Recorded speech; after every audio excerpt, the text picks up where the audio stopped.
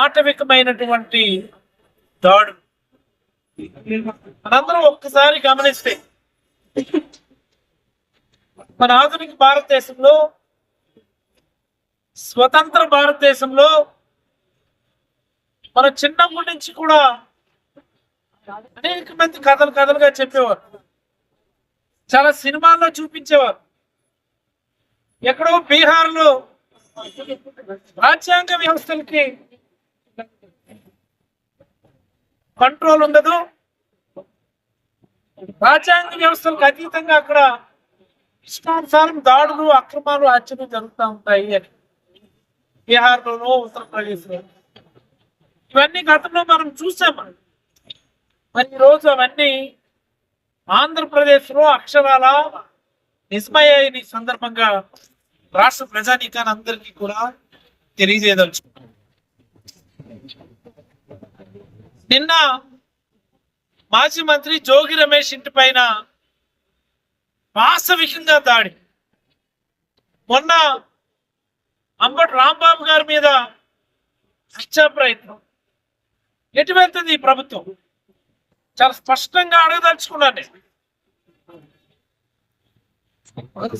అంబటి రాంబాబు గారు ఏదో అన్నారని పాప ఆయన మాట్లాడినటువంటి మాటలు నేను అని ఉండకూడాల్సింది అని ఆయన పాపం పశ్చాత్తాపం కూడా వ్యక్తం చేశారు. ఇన్ కేస్ రాంబాబు గారు మాట్లాడిన మాటలు, జోగి రమేష్ గారు మాట్లాడిన మాటలు పరిగణలోకి తీసుకొని మేము దాడులు చేసాం, మేము ఇంతే అనుకుంటే, మరి గతంలో మీరు మాట్లాడినటువంటి మాటలేండి? చంద్రబాబు గారు మాట్లాడలేదా? నీ అమ్మ మొగుడిచ్చాడా, మీ అమ్మమ్మ మొగుడిచ్చాడా అని మాట్లాడలేదా? లేక చంద్రబాబు గారు అయితే జగన్మోహన్ రెడ్డి గారు పుట్టు గురించి మాట్లాడారు, లోకేష్ గారు అయితే పచ్చి బూతులు మాట్లాడలేదా? లండన్ ఏమో మొండ్ల కోసం వెళ్తున్నారు. ఈయన చూశాడు, బాత్రూంలో కూర్చొని చూశాడు. వీళ్ళు మాట్లాడిన మాటలు రికార్డెడ్గా వాళ్ళ మంత్రులు, ప్రజెంట్ ఇప్పుడున్న మంత్రులు గతంలో మాట్లాడిన మాటలు మనం చూడలేదా? అసెంబ్లీ స్పీకర్ చింతకాల అయ్యన్న పాత్రుడు మాట్లాడితే నోరు తెలిస్తే బూతులే వస్తాయి తప్ప ఇంకేమీ రావు. ఆయన కూడా ఈరోజు వచ్చి నీతులు చెప్తా ఉన్నాడు. ఆ పట్టాభి ఆయన వాగుడు మనం మర్చిపోయామా? మరి ఇలాంటి అన్ని సందర్భాల్లో కూడా మరి గతంలో ఈ రకమైనటువంటి దాడులు, ఈ రకమైన ఈ రాష్ట్రంలో కొనసాగిందా నేను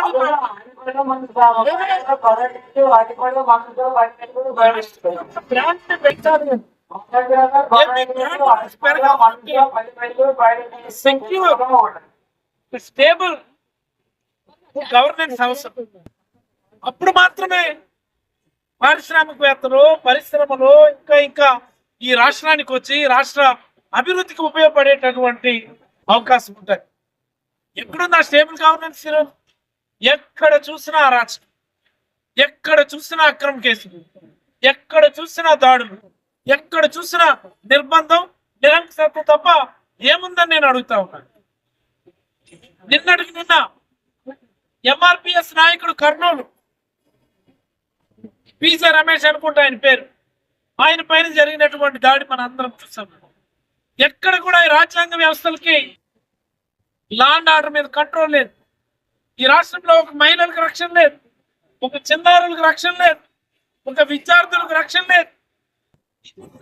బాత్రూమ్ లో కెమెరాలు పెట్టారు అంటే ఇంతవరకు కూడా ఆ కేసు అతిగతి లేనటువంటి పరిస్థితి. ఈ రాష్ట్రంలో ఒక మహిళ నాకు మోసం చేశారు, నాకు రేప్ చేశారని మాట్లాడితే కనీసం దానిపైన కేసులు పెట్టే పరిస్థితి, తిరిగి బాధితుల పైన కేసులు పెట్టేటటువంటి నీచమైనటువంటి సంస్కృతికి ఈ ప్రభుత్వం తెరతీసిందని చెప్పి రాష్ట్ర ప్రజానీకందరికీ నేనైతే గుర్తు చేయదలుచుకున్నాను. మరొక మారు రాష్ట్ర ప్రజానీకాన్ని అందరికీ కూడా నేను తెలియజేయదలుచుకుంటున్నాను. నేను చెంగిల్ రాజ్ పాలన అంటే ఏదో కాదు. ఆటవిక పరిపాలన అంటే మరేదో కాదు. ఎక్కడైతే రాజ్యాంగ వ్యవస్థలు పూర్తిగా కుప్పకూలిపోయి రౌడీలు స్వైర విహారం చేస్తూ వాళ్ళకు నచ్చిన కాడికి దోపిడీలు, దుర్మార్గాలు, హత్యలు, మానభంగాలు చేస్తారు. దాన్నే మనం జంగిల్ రాజ్యం లేదా ఆటవిక రాజ్యం అంటాం. మరి ఎగ్జాక్ట్లీ ఈ రోజు ఈ రాష్ట్రంలో అదే పరిస్థితి కదా. పోలీసుల సమక్షంలోనే మాజీ మంత్రి ఎమ్మెల్యేకి దాడి చేస్తారు. పోలీసుల సమక్షంలోనే మాజీ మంత్రులు కార్ల మీద దాడి చేస్తారు. పోలీసుల సమక్షంలోనే ఇల్లు తగలబెడతారు. పోలీసుల సమక్షంలోనే హత్యలు చేస్తారు. తిరిగి బాధితులపైనే కేసులు పెట్టి జైలుకు పంపించేటటువంటి పరిస్థితి ఉంది. వాళ్ళ మాటల వల్లే ఇలాంటి పరిస్థితి వచ్చిందని ఎవడో మాట్లాడి, ఇప్పుడు అదే చెప్తున్నాను నేను. ఈ మన నియోజకవర్గ ఎమ్మెల్యే శిరీష్ గారు ఈవిడ ప్రతిపక్షంలో ఉన్నప్పుడు ఆవిడ మాట్లాడిన మాటలు మన అందరం మర్చిపోయామా? ఎంత నీచాతి నీచంగా మాట్లాడగలరో అంతకంటే నీచంగా మాట్లాడుతుంది. జనరల్ గా మనం ఎవరైనా నీచంగా మాట్లాడినప్పుడు ఏంటి ఇంత నీచంగా మాట్లాడుతున్నారని అనుకుంటామా? అంతకు మించి ఆవిడ నీచాతి నీచంగా మాట్లాడగలరు. ఈ రోజు కూడా అలాగే మాట్లాడింది. ఏమాత్రం ఆవిడ పద్ధతిలో మార్పు లేదు. మొన్న ఎప్పుడు వైసీపీ కార్యకర్తలు, నాయకులు మాస్టర్స్ అనుకుంటుంది. ఏంటి మాస్టర్స్ అంటే నాకు అర్థం అవదు. మాస్టర్స్ అంటే ఏంటని అడుగుతున్నాను నేను.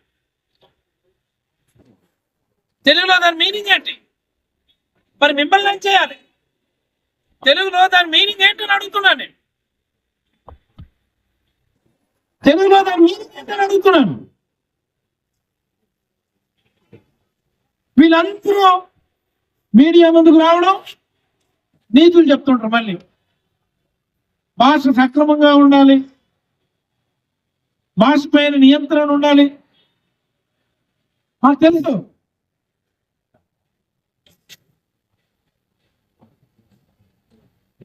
మరి దానికి నిరసనగా ఈరోజు పలాస నియోజకవర్గంలో వైఎస్ఆర్ కాంగ్రెస్ పార్టీ నాయకులు, కార్యకర్తల ఆధ్వర్యంలో అంబేద్కర్ విగ్రహానికి పూలమాల వేసి మరి రాష్ట్రంలో రెడ్ బుక్ పేరిట, రెడ్ బుక్ రాజ్యాంగం పేరిట జరుగుతున్నటువంటి అరాచకాలకు అడ్డుకట్టు పడాలని అంబేద్కర్ రాసినటువంటి రాజ్యాంగాన్ని, భారత రాజ్యాంగాన్ని మళ్ళీ రాష్ట్రంలో పునరుద్ధరించాలని డిమాండ్ చేస్తూ ఈ రాష్ట్రంలో మళ్ళీ అంబేద్కర్ రాజ్యాంగం రావాలి అంటే, భారత రాజ్యాంగం మళ్ళీ పునరుద్ధరణ కావాలి అంటే రాష్ట్రపతి పాలన, గవర్నర్ పాలన ఒక్కటే దానికి పరిష్కారమైన వైఎస్ఆర్ కాంగ్రెస్ పార్టీ అయితే భావించడం జరుగుతా ఉంది.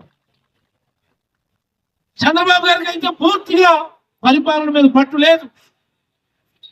పట్టు లేదని ఎందుకంటారంటే ఈరోజు ఐఏఎస్లు, ఐపీఎస్లు కూడా ఈ రెడ్ బుక్ పరిపాలనకి బాధితులుగా మిగిలిపోయినటువంటి సందర్భం మనం చూస్తున్నామా. ఏ రాష్ట్రానికైనా పెట్టుబడులు రావాలి అంటే పొలిటికల్ ఇన్స్టెబిలిటీ పక్కన పెట్టు. పొలిటికల్ ఇన్స్టెబిలిటీ పక్కన పెడితే అట్లీస్ట్ ఎగ్జిక్యూటివ్ బాడీలో అయినా ఆ స్టెబిలిటీ ఉండాలి. ఎగ్జిక్యూటివ్ బాడీ అంటే అఖిల భారత సర్వీస్, ఆల్ ఇండియా సర్వీసెస్ సంబంధించి ఆ ఎగ్జిక్యూటివ్ బాడీలో కూడా ఇన్సెక్యూరిటీ క్రియేట్ చేసినటువంటి ఘనత చంద్రబాబు గారిని ఈ సందర్భంగా తెలియజేయదలుచుకున్నాను. ఒక్క ఐఏఎస్ లో ఆ సెక్యూర్ ఫీలింగ్ ఉందా? ఈ రాష్ట్రాన్ని, నా రాష్ట్రాన్ని నేను అభివృద్ధి పదంలో తీసుకొని వెళ్ళాలి, ఎంత రిస్క్ అయినా భరించి ఈ రాష్ట్రాన్ని ముందుకు తీసుకొని వెళ్ళాలన్నటువంటి భావన ఒక ఐఏఎస్ లో, ఐపీఎస్ లో ఈ రోజు ఉందా? ఈ పరిపాలన వల్ల ఎప్పుడు ఎవరిని బాధ్యతలు చేస్తారో తెలియదు, ఎప్పుడు ఎవరిని ట్రాన్స్ఫర్ చేస్తారో తెలియదు, ఎప్పుడు ఎవరిని జైలు పంపిస్తారో తెలియనటువంటి పరిస్థితి ఎగ్జిక్యూటివ్ బాడీలో కూడా తీసుకొచ్చినటువంటి దౌర్భాగ్యం మొట్టమొదటిసారి ఈ ఆంధ్రప్రదేశ్ జంగిల్ రాజ్ పరిపాలనలో మనం చూస్తా ఉన్నాము. ఎలా వస్తాయి రాష్ట్రానికి పెట్టుబడి? మీరు సరదాగా వెకేషన్కి వెళ్ళడానికి దావోస్ టూర్ ఉపయోగపడుతుంది తప్ప ఈ రాష్ట్ర అభివృద్ధికి, ఈ రాష్ట్ర ముందుకెళ్ళడానికి మీరు చేస్తున్నటువంటి దావోస్ టూర్ పనికి రావడం లేదని నేనైతే గుర్తు చేయదలుచుకున్నాను. మీరు చేస్తున్న దాడుల వల్లే ఈ రాష్ట్ర బ్రాండ్ ఇమేజ్ అధోపతానికి పడిపోతుంది. అందుకనే చివరికి మీరు ఫ్రీగా భూములు ఇస్తున్నా సరే ఏ పారిశ్రామికవేత్తలు ఈ రాష్ట్రానికి రావడం లేదని చెప్పి ఈ సందర్భంగా ఈ ప్రభుత్వానికి నేనైతే గుర్తు చేయదలుచుకున్నాను. నేను ఖచ్చితంగా గవర్నర్ గారు ఈ విషయం పైన దృష్టి పెట్టాలి.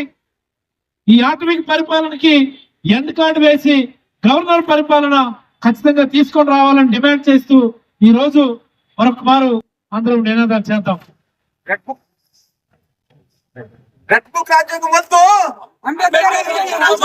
రెడ్ బుక్ రాజ్యాంగం వద్దు, రెడ్ బుక్ రాజ్యాంగం వద్దు, రెడ్ బుక్ రాజ్యాంగం వద్దు.